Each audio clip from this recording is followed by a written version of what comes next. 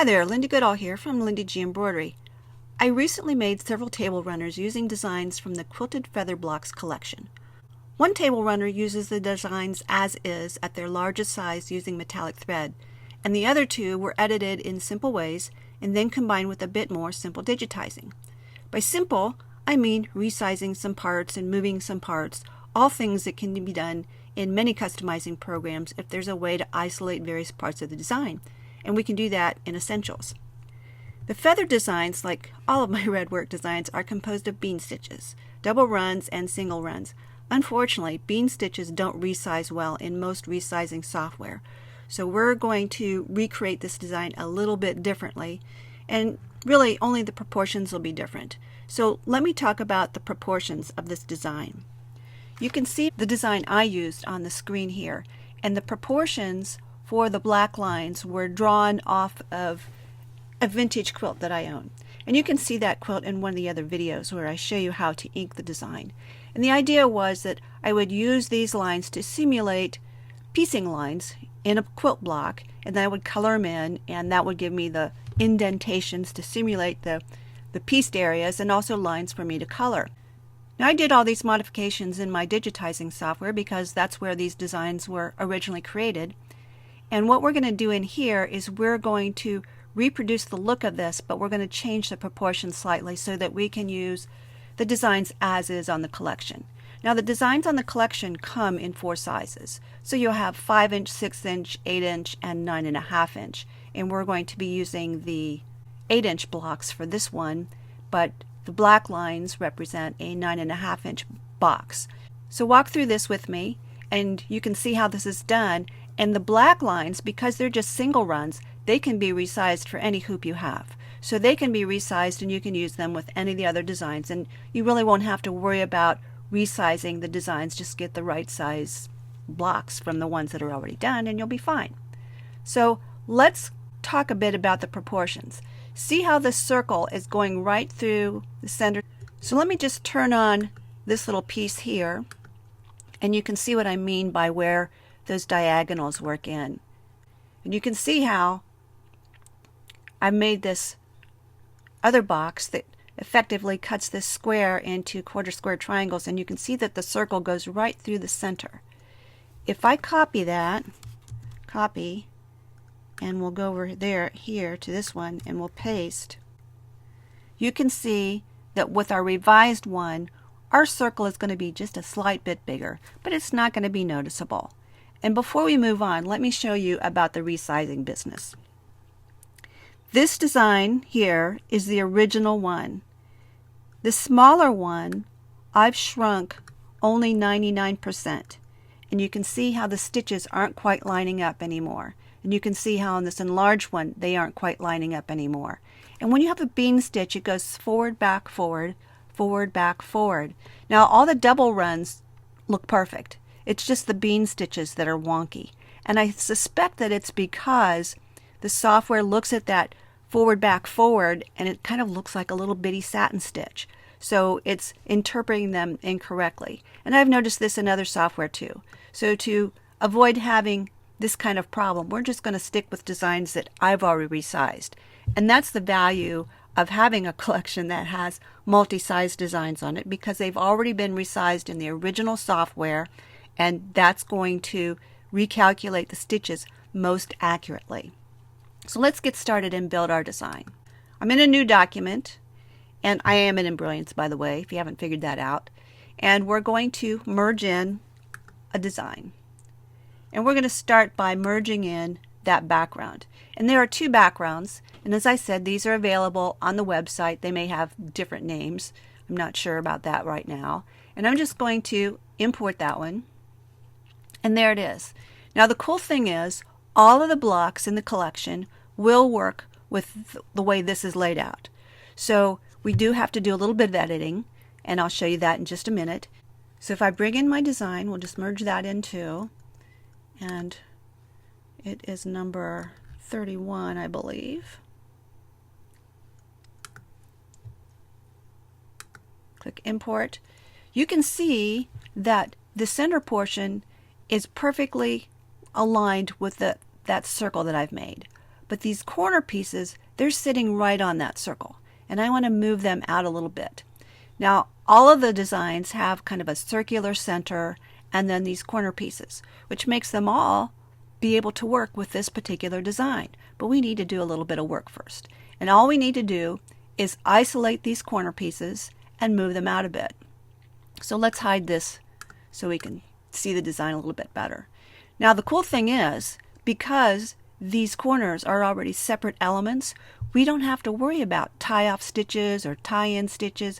All we have to do is to figure out how to grab them. And if I look at the design, you can see right now it's one big blob of stitches. But it's real easy to do this kind of work. So let's zoom up a little bit. And all we need to do is to go into the stitch simulator. And what I'm going to do is I'm going to run through the design up to the point where it starts to go to that next section. And we can just click these arrows here to move one stitch at a time until we get there. And we just moved there, so I'll move back. And now I'm going to click the stop sign. What the stop sign does is it inserts a color stop. And we can pick any color, it doesn't matter. So I'll click OK, and you can see that from that point on, the rest of my design is now pink. So we'll move out there again, and we need to find where the next element begins. And we'll just back up a bit.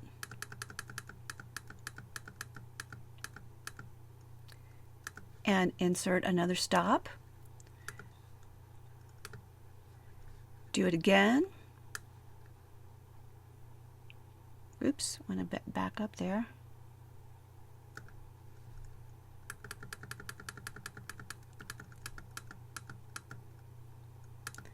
Stop sign one more time.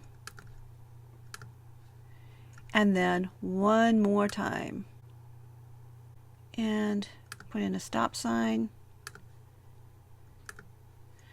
There we go. So now we have our 4 separated objects over here on the bar, on the objects pane. So we can exit the stitch simulator, the sewing simulator, and our design is still one piece because it's grouped. So all we need to do is go to Edit, Ungroup, Command U, and now I can select these individual pieces. So let's turn on our original background piece there. Hiding and locking designs is so nice. So before we start moving our corner elements, let's talk a bit about the design. This outer basting box is a guide for trimming our block once we've finished embroidering it. And there's a 1/4 inch outset from these seam lines to out here. And we need that 1/4 inch so that we can assemble these using a piece-as-you-go technique, which is covered in another video. So that's why we have this little gap here. So what we want to do is move our corner block somewhere between the seam allowance and this seam, this fake seam. And what I've decided is that I like about 5 blocks. 1, 2, 3, 4, 5. 1, 2, 3, 4, 5. So I'm just using my arrow keys to nudge these. 1, 2, 3, 4, 5. 1, 2, 3, 4, 5. 1, 2, 3, 4, 5. 1, 2, 3, 4, 5. And 1, 2, 3, 4, 5. 1, 2, 3, 4, 5. And did I actually get that out 5? I can drag a ruler guide down and see, and I don't think I got that one quite out there right. So you can use the grid. You can also use ruler guides to check and make sure that you've got everything even. So I really like ruler guides. I use them a lot in other programs as well. So now our design is pretty much ready. It's in the right sewing order. We might want to change some colors here. So we might want to make this all one color. So I'm going to click on the one color button, and we'll just pick pink for right now. And now it's all one color, and our first part of the design is a different color. So the way this is going to work when we sew it is we're going to stitch color 1, take the hoop off the machine, leave the fabric all hooped, do our little inking part, and there's a video on that, and then put the hoop back in the machine and then finish sewing the design, which is the pink part. And that is the version for the purple and white one. Now there's another step, a couple steps anyway, involved to get the black and white one, and I'll show you that in the next video. So you can use these techniques obviously with other designs. It's really easy to isolate elements that are either a different color or that you can make a different color because they're already isolated from the rest of the design. If an element is separate, there's no connection between this part and this part, you know that they're supposed to be anyway, tie-offs on this one and a tie-in and a tie-off on that one. So you can take it and crop it out. Maybe you want to just take this one. Let's do this. Let's take this one. We'll copy, make a new document, and we'll paste that into a new document. And then I'm going to do copy, paste, and I'm going to mirror that. Put it there. And I'll copy this, paste that, mirror it the other direction. And look, now we have another little shape that we could use. This would make a nice little intersecting box, or if we use the really small ones off the collection, it might end up being, I don't know, maybe a cornerstone on your quilt. So these are ways that you can use elements from other designs and make your own. And I really think once you learn to edit, you will have so much fun because you'll begin to see your designs in new ways. You'll see new ways of using them and using them in unique ways that other people haven't. So I hope you'll give this a shot and come back and watch the other video, because what we're going to do is we're going to make a multicolored version of this design. See you then!